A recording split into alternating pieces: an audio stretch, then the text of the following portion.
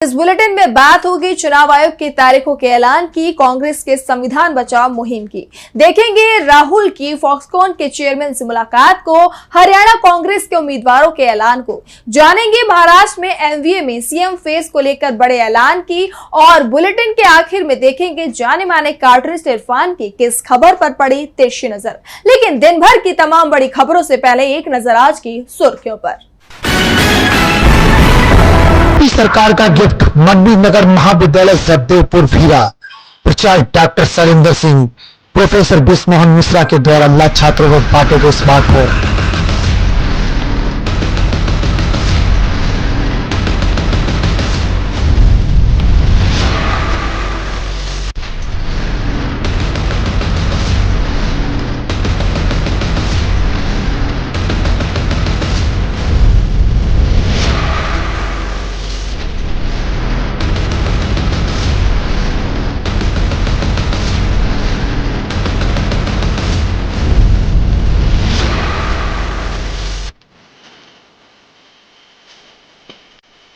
पंद्रह अगस्त के कार्यक्रम में राहुल गांधी को पीछे की लाइन में सीट देने पर भड़के शरद पवार का विपक्ष का नेता हो या संसद, पीएम नहीं करते किसी का सम्मान।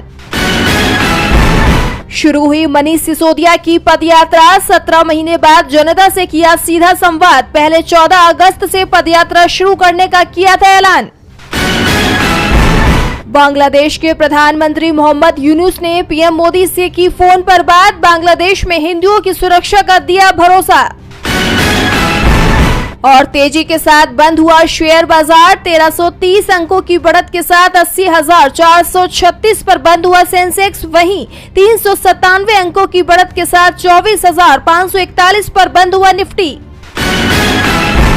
ये तो थी सुर्खियां। अब बात आज की सबसे बड़ी खबर की। शुक्रवार को चुनाव आयोग ने प्रेस कॉन्फ्रेंस कर विधानसभा चुनाव की तारीखों का ऐलान कर दिया। चुनाव आयुक्त राजीव कुमार ने जम्मू कश्मीर और हरियाणा की चुनाव तारीखों का ऐलान किया। वहीं अभी महाराष्ट्र और झारखंड को लेकर कोई ऐलान नहीं हुआ है। इसके साथ ही 46 विधानसभा सीटों के उपचुनाव का भी अभी ऐलान नहीं हुआ है। तो कब होंगे जम्मू कश्मीर और हरियाणा में चुनाव और कब तक आ जाएंगे इनके नतीजे, जानने के लिए देखिए ये रिपोर्ट। देश के 4 राज्यों में विधानसभा के चुनाव होने हैं, जिनमें से 2 राज्यों के चुनाव की तारीखों से शुक्रवार को पर्दा उठ गया। चुनाव आयोग ने प्रेस कॉन्फ्रेंस कर जम्मू कश्मीर और हरियाणा के विधानसभा चुनाव की तारीखों का ऐलान कर दिया है। मुख्य चुनाव आयुक्त राजीव कुमार ने दोनों राज्यों की सभी 90 विधानसभा सीटों पर चुनाव करवाने का ऐलान किया है। जम्मू कश्मीर में 3 चरणों में चुनाव संपन्न कराए जाएंगे। इन 3 चरणों में 18 और 25 सितंबर के साथ 1 अक्टूबर को चुनाव होगा। 4 अक्टूबर को नतीजों की घोषणा कर दी जाएगी। वहीं बात करें हरियाणा की, तो वहां 1 अक्टूबर को वोटिंग होगी और इसके नतीजे भी 4 अक्टूबर को सामने आ जाएंगे। 4 तारीख को दोनों ही राज्यों की 90 सीटों पर सुबह 8 बजे से काउंटिंग शुरू होगी। वहीं बात करें महाराष्ट्र और झारखंड की, तो फिलहाल इन दोनों राज्यों में वोटिंग नहीं होगी। इसके साथ ही चुनाव आयुक्त ने उपचुनावों को लेकर कहा कि हम 46 विधानसभा सीटों और 1 लोकसभा सीट पर 6 महीने के अंदर चुनाव कराएंगे। चुनाव आयुक्त ने हरियाणा और जम्मू कश्मीर को लेकर जानकारी साझा करते हुए बताया कि हरियाणा में करीब 2 करोड़ से अधिक मतदाता हैं, तो वहीं जम्मू कश्मीर में 87 लाख मतदाता इस बार वोट डालेंगे। खास तौर पर उन्होंने जम्मू कश्मीर की जनता को लेकर कहा कि इस बार वहां की आवाम तस्वीर बदलना चाहती है, इसलिए उन्होंने बुलेट और बॉयकॉट की जगह बैलेट को चुनने का काम किया है। जम्मू कश्मीर और हरियाणा विधानसभा चुनाव के परिणाम घोषित होने के बाद महाराष्ट्र और झारखंड विधानसभा चुनाव का ऐलान किया जाएगा और उसी समय 40 विधानसभा सीटों पर उपचुनाव के साथ वायनाड लोकसभा सीट पर भी उपचुनाव होंगे। लोकसभा चुनाव की तरह इस बार विधानसभा चुनाव में भी संविधान बड़ा मुद्दा बनने वाला है और कांग्रेस ने तो इसकी तैयारी भी शुरू कर दी है। इसे लेकर आज एक बड़ा ऐलान भी पार्टी ने किया है। लोकसभा चुनाव में बीजेपी को संविधान के नाम पर बड़ा नुकसान झेलना पड़ा और इसके पीछे उसके ही लोग जिम्मेदार निकले। कांग्रेस और इंडिया गठबंधन ने इस मुद्दे को जमकर उठाया कि अगर बीजेपी को पूर्ण बहुमत मिला तो वो संविधान बदलने का काम करेगी। वहीं कांग्रेस एक बार फिर संविधान को बचाने की मुहिम लेकर मैदान में उतरी है। शुक्रवार को कांग्रेस ने संविधान रक्षक कैंपेन लॉन्च किया। ये कैंपेन 100 दिन तक चलेगा और 26 नवम्बर को इसका समापन होगा। बता दें कि 26 नवम्बर को संविधान दिवस मनाया जाता है। इस कॉन्फ्रेंस के दौरान पार्टी ने सेफ कॉन्स्टिट्यूशन नाम का एक वेब पोर्टल भी लॉन्च किया। जिसमें रजिस्टर कर संविधान रक्षक सर्टिफिकेट लेकर इस मुहिम का हिस्सा बन सकते हैं। प्रेस कॉन्फ्रेंस में कांग्रेस सांसद अजय माकन ने बताया कि अब तक 3 लाख लोगों ने संविधान रक्षक के तौर पर अपना रजिस्ट्रेशन करवा लिया है। उन्होंने इस मुहिम को लेकर और जानकारी साझा करते हुए बताया कि पार्टी ने महाराष्ट्र, झारखंड और हरियाणा में इस मुहिम को लॉन्च कर दिया है और शुक्रवार को वो दिल्ली में लॉन्च कर रहे हैं। धीरे धीरे अगले 100 दिनों में इसे पूरे देश में लॉन्च किया जाएगा। वहीं दूर दराज और ग्रामीण क्षेत्र के लोगों को संविधान के प्रति जागरूक करने के लिए हर गांव में एक पुरुष और एक महिला संविधान रक्षक के तौर पर अपॉइंट किए जाएंगे। दिलचस्प बात यह है कि इस साल 26 नवंबर को ही संविधान बनने के 75 साल पूरे हो रहे हैं।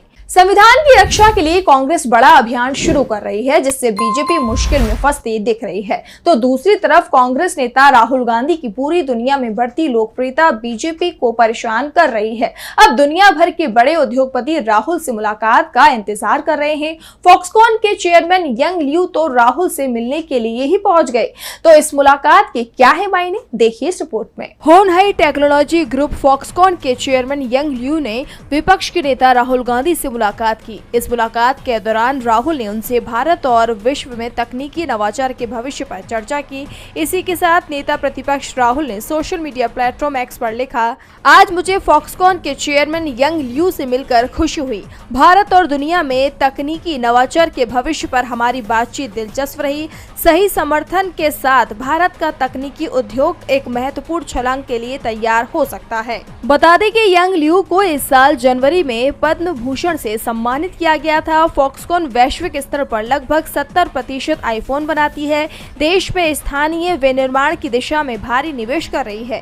इसके अलावा तमिलनाडु में फॉक्सकॉन की आईफोन फैक्ट्री 40,000 से अधिक लोगों को रोजगार देती है और उसने राज्य में एक नई इलेक्ट्रॉनिक्स घटक इकाई में 1,600 करोड़ रुपए का निवेश करने के लिए एक समझौते पर हस्ताक्षर भी किए हैं, जिससे 6,000 नौकरियां पैदा होंगी। वहीं फॉक्सकॉन चेयरमैन की राहुल गांधी से मुलाकात से एक बात साफ हो गई है कि पूरी दुनिया की नजर अब राहुल गांधी पर है। राहुल गांधी से फॉक्सकॉन के चेयरमैन की मुलाकात से साफ है कि दुनिया की नजरें राहुल गांधी पर हैं। तो दूसरी तरफ इस समय देश की नजर हरियाणा पर है, जहां 1 अक्टूबर को विधानसभा चुनाव की वोटिंग होनी है। कांग्रेस ने यहां उम्मीदवारों के नामों पर मंथन से पहले ही जो तैयारियां हैं वो शुरू कर दी थी। पार्टी से टिकट मांगने वालों में बीजेपी और जेजेपी के दिग्गज नेता भी शामिल हो गए हैं, जिससे साफ है कि राज्य में कांग्रेस के पक्ष में रुझान दिखाई दे रहे हैं। हरियाणा में कांग्रेस ने 90 विधानसभा सीटों पर चुनाव लड़ने के दावेदारों के बीच दूसरा सर्वे शुरू कर दिया है। कांग्रेस ने 10 अगस्त तक चुनाव के लिए आवेदन मांगे थे। इसमें 90 सीटों पर 2,556 दावेदार सामने आए हैं, यानी एक सीट पर 28 से अधिक दावेदार सामने आए हैं। कांग्रेस में टिकट के लिए आवेदन करने वालों में सबसे चौंकाने वाला नाम बीजेपी सांसद चौधरी धर्मवीर के भाई राजबीर लाला का है। राजबीर लाला बीजेपी के भिवानी महेंद्रगढ़ के सांसद चौधरी धर्मवीर का पूरा चुनाव प्रचार भी संभालते हैं। लेकिन हैरानी की बात यह है कि धर्मवीर के भाई ने किरण चौधरी के सामने तोशाम से कांग्रेस का टिकट मांगा है। इसी सीट पर बंसीलाल के पोते अनिरुद्ध ने भी टिकट के लिए आवेदन किया है। दूसरा चौंकाने वाला नाम शाहबाद के मौजूदा विधायक रामकरण काला का है। रामकरण काला जेजेपी के विधायक हैं। जेजेपी विधायक ने कांग्रेस की टिकट के लिए आवेदन किया है। वहीं जेजेपी के पूर्व प्रदेश अध्यक्ष निशान सिंह जो कांग्रेस में शामिल हो चुके हैं, उन्होंने टोहाना से कांग्रेस का टिकट मांगा है। सबसे बड़ी बात तो ये है कि इस बात की भी चर्चा चल रही है कि टोहाना से जेजेपी विधायक देवेंद्र बबली भी कांग्रेस से चुनाव लड़ने की तैयारी कर रहे हैं। भूपेंद्र सिंह हुड्डा की गढ़ी सांपला किलोई से महज एक आवेदन आया है। यहाँ से हुड्डा अकेले दावेदार हैं। इसके अलावा बीजेपी सरकार से समर्थन वापस लेने वाले निर्दलीय विधायक सोमवीर सांगवान ने चरखी दादरी से कांग्रेस का टिकट के लिए आवेदन किया है। कांग्रेस में टिकट के सबसे ज्यादा दावेदार उन सीटों पर हैं जहां 2019 में जेजेपी को जीत मिली थी, क्योंकि इस बार जेजेपी का वोट कांग्रेस के पाले में आता दिखाई दे रहा है, जिस कारण से जेजेपी के कब्जे वाली जुलाना में 86, बारड़ा में 60, शाहबाद में 56, गोहला में 45, उकलाना में 57, नरवाना में 44 और बरवाला में 55 लोगों ने कांग्रेस से टिकट मांगा है। इसके अलावा SC, SC और ST वर्ग के लिए आरक्षित सीटों पर भी ज्यादा दावेदार दिखाई दे रहे हैं। हरियाणा में वैसे भी कोई भी पार्टी लगातार 3 बार सरकार नहीं बना पाई है। ऐसे में बीजेपी चिंता में दिखाई दे रही है, तो दूसरी तरफ उसकी चिंता महाराष्ट्र को लेकर भी बढ़ती दिखाई दे रही है, क्योंकि एक तरफ बीजेपी के नेतृत्व वाले महायुति गठबंधन में फूट पड़ने की खबरें सामने आ रही हैं, तो महायुति मजबूत दिखाई दे रहा है। और अब उद्धव ठाकरे ने सीएम पद को लेकर भी बड़ा ऐलान कर दिया है। तो क्या कहा ठाकरे ने, देखिए इस रिपोर्ट में। महाराष्ट्र में विधानसभा चुनाव के लिए तैयारियों का दौर शुरू हो चुका है। राज्य में सत्ताधारी महायुति का मुकाबला महाविकास आघाड़ी से है। चुनाव को लेकर इस वक्त सबसे ज्यादा चर्चा सीट बंटवारे और सीएम फेस को लेकर हो रही है। महाराष्ट्र में शुक्रवार को एमवीए की बड़ी बैठक हुई। इस दौरान शिवसेना प्रमुख उद्धव ठाकरे ने सीएम पद को लेकर कहा कि आज से हम लोग मिलकर आगे की लड़ाई की शुरुआत कर रहे हैं। इस लड़ाई में हमारी जीत तय है। सभी मुझसे पूछ रहे हैं कि सीएम पद का इस बार चेहरा कौन होगा। ये सवाल मुझसे बार बार प्रदेश के नेता पूछ रहे हैं। मैं कहता हूँ शरद पवार साहब और पृथ्वीराज जी, आप जिसे भी सीएम बनाएंगे मेरा समर्थन है। मेरी लड़ाई उन लोगों से है जिन्होंने गद्दारी की। इस चुनाव में हम गद्दारों को सबक सिखाएंगे। उद्धव के बयान से साफ है कि सीएम पद को लेकर एमवीए के घटक दलों में सहमति बनती दिखाई दे रही है। उद्धव ठाकरे ने बीजेपी को चुनौती देते हुए कहा कि हम चुनाव लड़ने के लिए तैयार हैं। तुम रहोगे या मैं रहूंगा, इस जिद से चुनावी लड़ाई लड़नी पड़ेगी। हम सबको ये शपथ लेना होगा कि हमें उम्मीदवारी मिले या ना मिले, बीजेपी को हराएंगे। उद्धव ठाकरे ने लोकसभा चुनाव का जिक्र करते हुए कहा कि जिस प्रकार लोकसभा चुनाव में हम लोगों ने मोदी सरकार का बुरा हाल किया, उससे बुरा हाल इस बार करेंगे। बीजेपी को बता देना है कि देश को भारत सरकार चाहिए, ना कि मोदी सरकार। उद्धव के इस बयान से विधानसभा चुनाव से पहले महायुति टेंशन में दिखाई दे रही है। महाराष्ट्र बीजेपी की चिंता बढ़ा रहा है, तो दूसरी तरफ पश्चिम बंगाल की सीएम ममता बनर्जी भी मुश्किल में दिखाई दे रही हैं। आरजी कर मेडिकल कॉलेज में ट्रेनी महिला डॉक्टर के जान लेने के मामले में लोगों का गुस्सा लगातार बढ़ता ही जा रहा है। हाईकोर्ट ने तो राज्य सरकार पर कड़ी टिप्पणी तक कर दी है। तो क्या कहा हाईकोर्ट ने, देखिए इस रिपोर्ट में। पश्चिम बंगाल के कोलकाता में ट्रेनी महिला डॉक्टर के साथ हुए उत्पीड़न के केस में शुक्रवार को हाईकोर्ट में सुनवाई हुई। इस दौरान चीफ जस्टिस टीएस शिवगनम ने राज्य सरकार और पुलिस को फटकार लगाते हुए कहा, अस्पताल में तोड़फोड़ के लिए 7,000 की भीड़ आई थी, पुलिस क्या कर रही थी। इस पर पश्चिम बंगाल सरकार की तरफ से पेश हुए वकील ने कहा, हिंसा को काबू करने के लिए आंसू गैस के गोले दागे गए। 15 पुलिस वाले भी घायल हुए थे, डीएसपी भी घायल हुए। पुलिस की गाड़ियों में तोड़फोड़ की गई थी। इस पर चीफ जस्टिस ने सख्त टिप्पणी करते हुए कहा कि जब पुलिस अपने आप को नहीं बचा पा रही है तो डॉक्टर्स को कैसे बचाए, क्या अस्पताल को बंद कर दिया जाए। ऐसे मामलों पर 144 लगाई जा सकती थी। ये साफ तौर पर ये राज्य सरकार की नाकामी है। तो वहीं कोलकाता के आरजी कर अस्पताल में 14 अगस्त को ही हिंसा को लेकर कोर्ट ने कहा, क्या इस तोड़फोड़ को रोका जा सकता था। ये सवाल है, ये किसने किया, ये बाद में आता है। मुद्दा ये है कि अगर 14 तारीख को जो हुआ अगर वही दोहराया गया तो क्या होगा। अगर पुलिस खुद की सुरक्षा नहीं कर पा रही है, लोगों को नहीं रोक पाई, तो कानून व्यवस्था विफल हो गई है।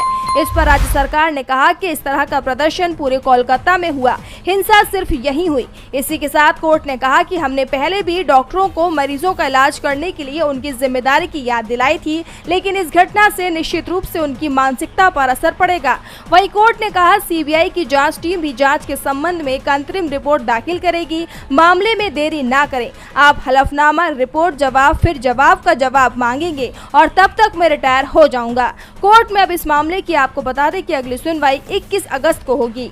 अब मेडिकल कॉलेज के पूर्व प्रिंसिपल को भी सीबीआई ने हिरासत में ले लिया है। विपक्ष पूरे बंगाल में विरोध प्रदर्शन कर रहा है, जिसके बाद ममता को भी सड़क पर उतरना पड़ा है। सत्ताधारी टीएमसी दबाव में दिखाई दे रही है, तो दूसरी तरफ दबाव में इस समय अमेरिका के पूर्व राष्ट्रपति डोनाल्ड ट्रंप भी दिखाई दे रहे हैं, क्योंकि जो भी सर्वे सामने आ रहे हैं उसमें अमेरिकी चुनाव में ट्रंप के हारने की भविष्यवाणी की जा रही है। देखिए ये रिपोर्ट। अमेरिका में राष्ट्रपति चुनाव 5 नवंबर को होंगे, जिसको लेकर सियासी दलों ने अपनी कमर कस ली है। अमेरिका में राष्ट्रपति चुनाव ने दिलचस्प मोड़ ले लिया है। अमेरिकी अखबार की तरफ से बड़ा दावा किया गया है, जिसने ट्रंप के होश उड़ा दिए हैं। दरअसल डेमोक्रेटिक पार्टी की तरफ से उम्मीदवार कमला हैरिस लगातार रिपब्लिकन उम्मीदवार डोनाल्ड ट्रंप पर बढ़त बनाती हुई दिखाई दे रही है। एक अमेरिकी अखबार की तरफ से दावा किया गया है कि अगर अमेरिका में आज चुनाव होते हैं तो कमला हैरिस की जीत की संभावना सबसे ज्यादा है। अमेरिकी अखबार ने अपने पोलिंग मॉडल के नतीजों के आधार पर कहा है कि राष्ट्रपति जो बाइडेन के चुनावी रेस से हटने वाले दिन के मुकाबले कमला हैरिस ने राष्ट्रीय स्तर पर समर्थन में 2% का इजाफा किया है और वो इस रेस में काफी आगे हैं। स्विंग स्टेट्स में भी 21 जून के बाद से हैरिस के समर्थन में 2.1% का इजाफा आया है और वो 7 में से 2 राज्यों में ट्रंप से आगे हैं। अगर आज चुनाव होते हैं तो कमला हैरिस के व्हाइट हाउस पहुंचने की सबसे ज्यादा संभावना है। कमला हैरिस ने विस्कॉन्सिन और पेंसिल्वेनिया में बढ़त हासिल कर ली है और मिशिगन में भी ट्रंप को जबरदस्त टक्कर दी है, जहां रिपब्लिकन उम्मीदवार की बढ़त अब सिर्फ 1% की रह गई है। कहा जा रहा है कि कमला हैरिस इलेक्टोरल कॉलेज में 270 वोट पाकर राष्ट्रपति पद के लिए बहुमत हासिल कर सकती हैं। इस रिपोर्ट ने ट्रंप की नींद उड़ा दी है। और बुलेटिन के आखिर में देखेंगे जाने माने कार्टूनिस्ट इरफान की किस खबर पर पड़ी तिरछी नजर।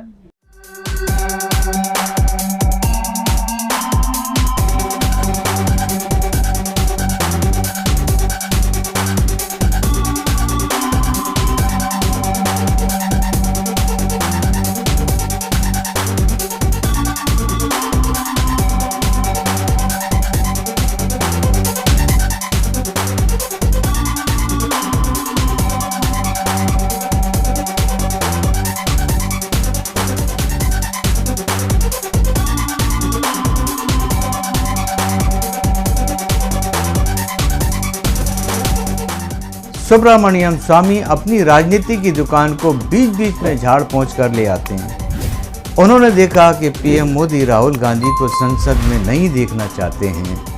वो वहां पर उनकी कुर्सी को पीछे तो नहीं कर पाए, लेकिन 15 अगस्त पर लाल किले पर राहुल गांधी की कुर्सी को नरेंद्र मोदी जी के प्रशासन ने पीछे कर दिया।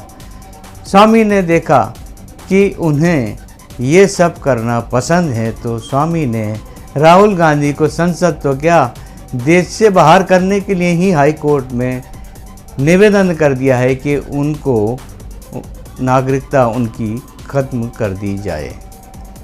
तो आखिर सुब्रमण्यम स्वामी को भी तो स्वामी भक्ति दिखाने के लिए कुछ करना होगा। आज सोशल मीडिया से लेकर आपके चलते फिरते जीवन में भी पत्रकारिता के बुरे दौर की चर्चा होती है, क्योंकि जिन लोगों पर सूचना देने की जिम्मेदारी है वो आपके लिए नहीं बल्कि कॉरपोरेट और सरकारों को फायदा पहुंचाने में लग गए हैं। विज्ञापन मॉडल को खारिज कर आप इस बीमारी को दूर कर सकते हैं और अपने नारे को बुलंद कीजिए। मेरे खर्च पर आजाद है खबरें।